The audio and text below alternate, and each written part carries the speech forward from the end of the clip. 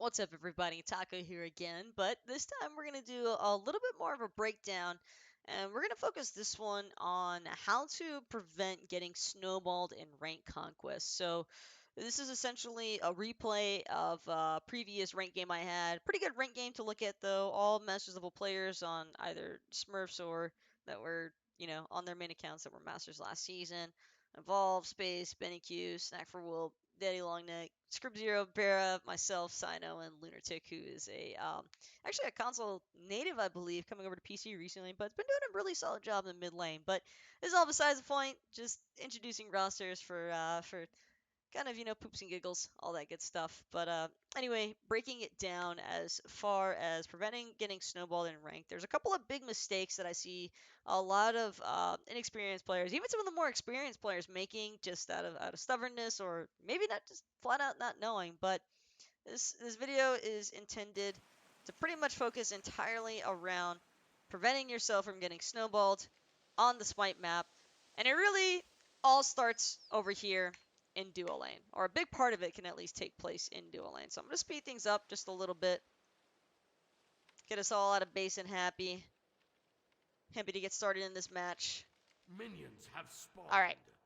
So first things first, I'm going to go ahead and pause it here, because one big thing that we're seeing taking place already is that Benny Q and Space have essentially taking over. They've taken over pressure of the dual lane. And also, oh yeah, sorry, that's also something else that I should probably mention.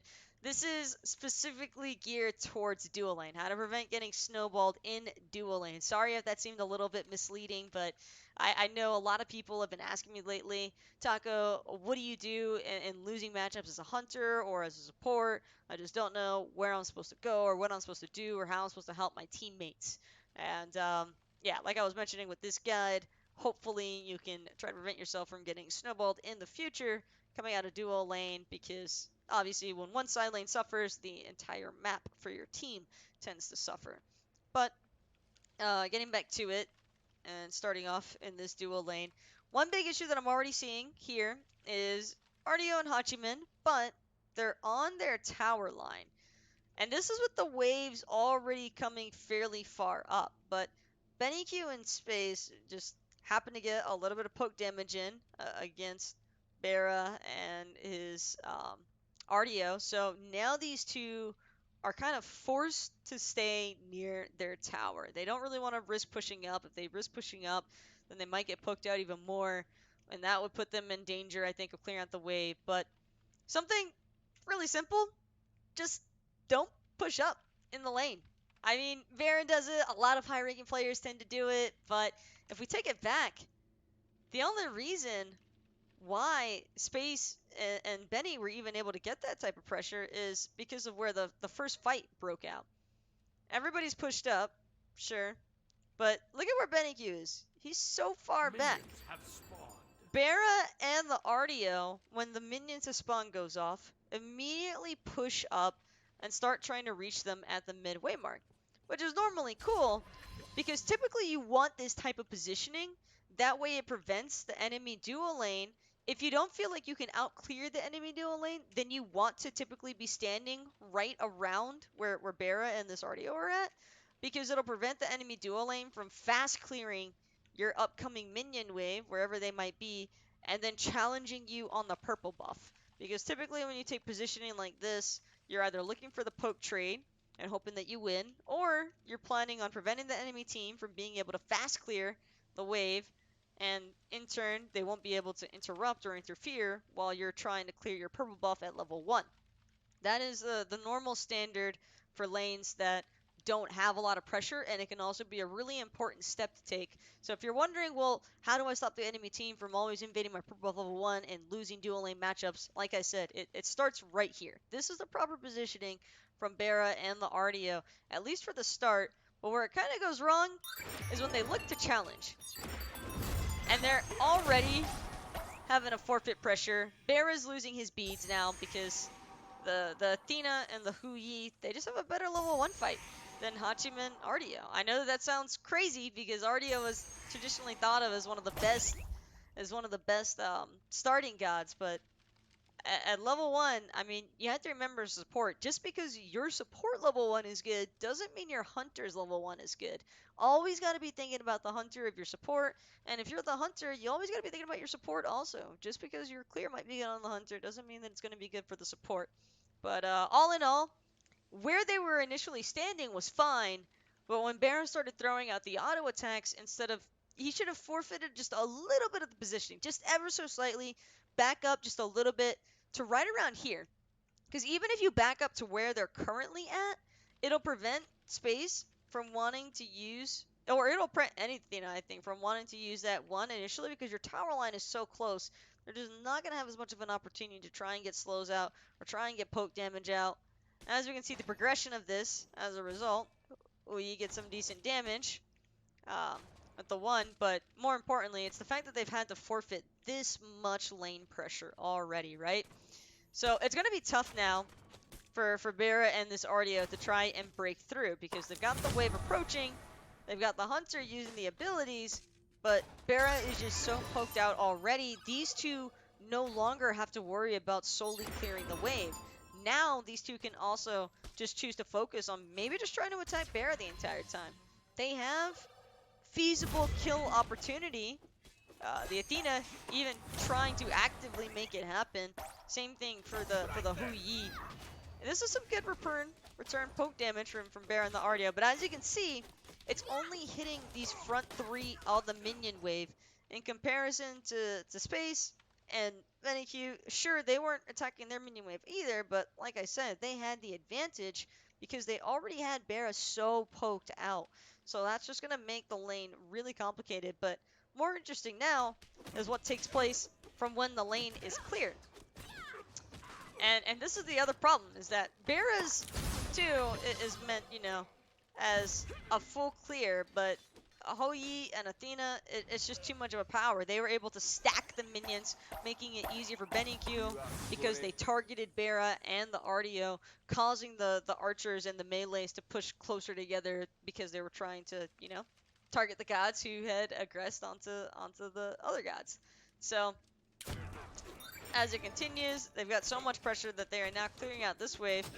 As far as invading Purple Buff is concerned, though, that I think is pretty much up to the Artio and the Hu-Yi, or excuse me, the Athena and the Hu-Yi at this stage as to whether or not they want to go invade. Considering the fact that they just full clear the secondary wave, they could, or they could look for first blood right here. We have all been here too many times to count. Bera had the right idea, just took the L on the chin and went all the way back into the tower line.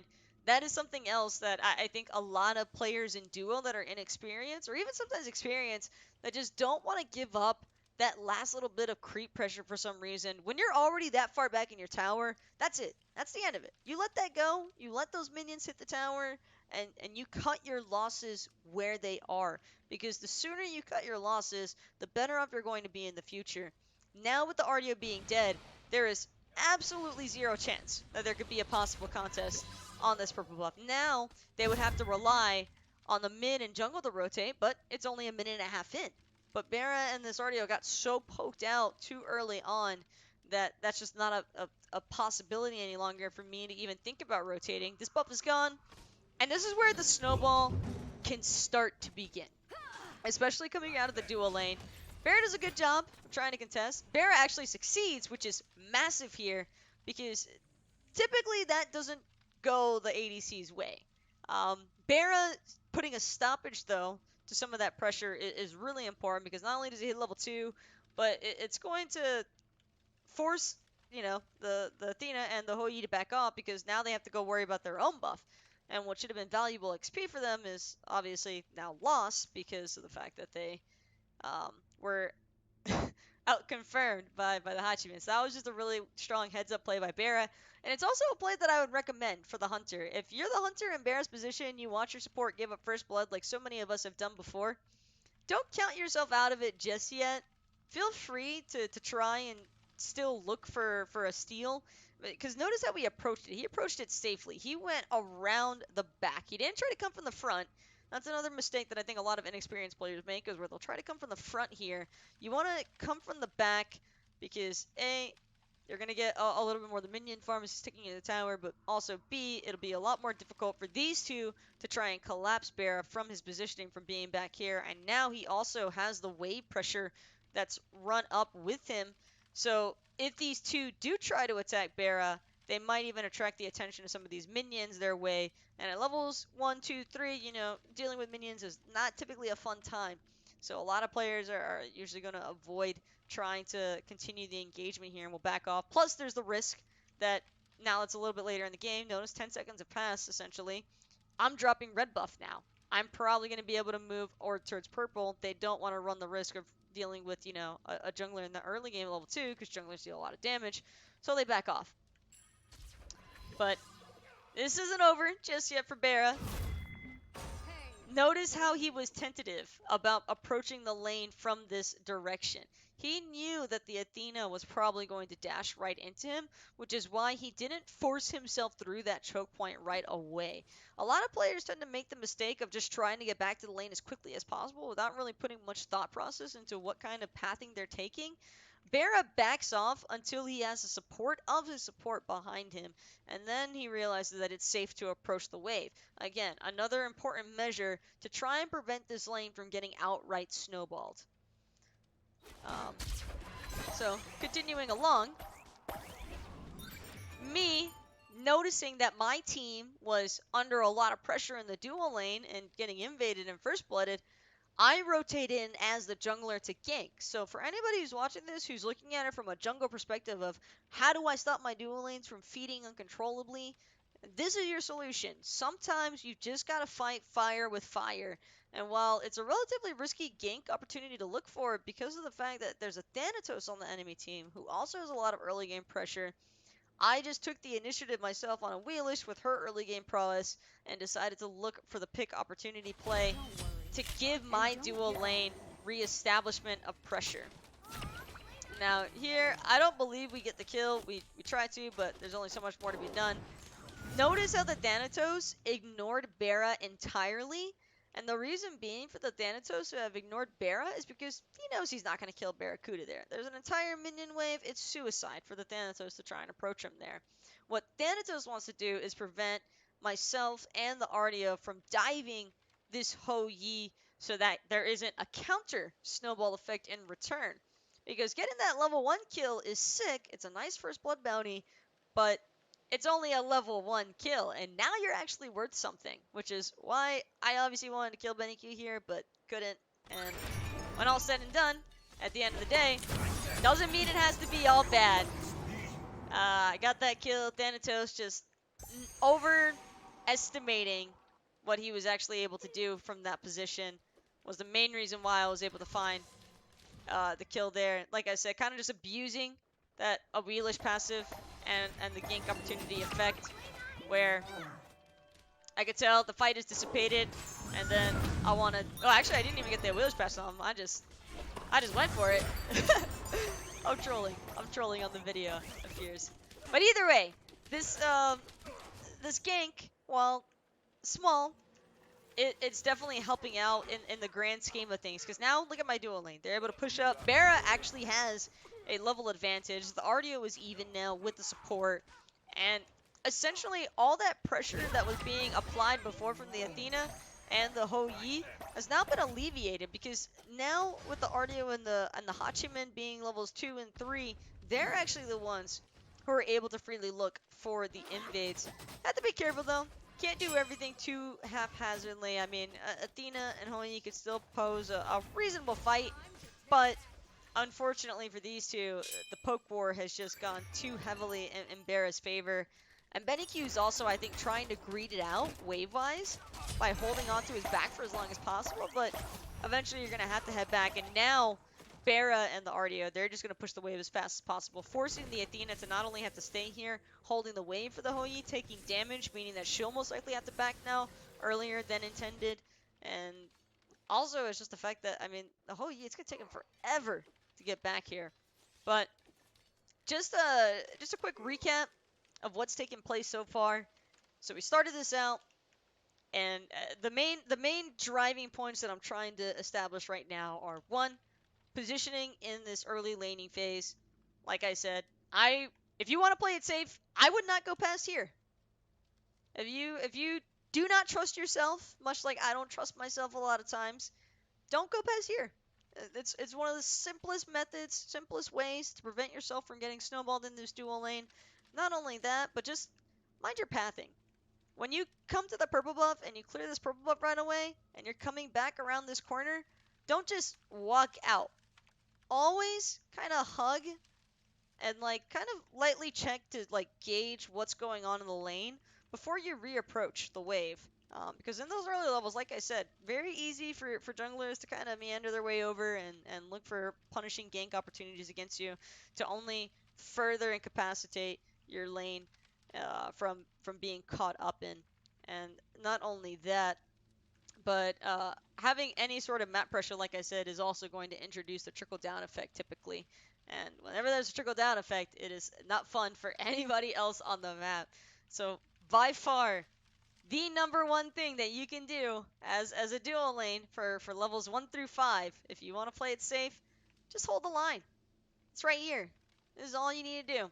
And if you have this positioning right here, not only are you typically going to prevent the enemy team from clearing your wave fast enough to contest you on your purple buff, but you can usually clear out the purple buff and still make it here fast enough to catch the entire extent of the wave. The only concern that you might have is at your red buff. If the dual lane wants to be super aggressive, sometimes they'll path from clearing out that first wave to try and invade your red buff. And if you see that the enemy team's dual lane is still heading into the jungle, I recommend that you send the support, even the hunter, one or the other, possibly even both. All depends on what the wave is looking like and what you're willing to sacrifice. But you can even try to pincer them with your mid laner from behind. And granted, this is going to rely on some communication from yourself and your team, as well as just a little bit of game knowledge as to what you're up against, because obviously enemy team compositions, if they have an insane early game comp, you're probably going to sacrifice your early buffs if they're looking for invades, so as to not allow that snowball effect to take place, because you can usually challenge buffs in any given team composition that's reasonable. At least you can usually challenge buffs within the first like 7 levels, so you're not going to lose every single buffs on timer. Even though it might suck at the start, I can assure you it will be better if you take some of these measures that I've gone over to prevent yourself from getting snowballed throughout that early game. And honestly, these first few levels are all you really need to focus on for preventing that snowball.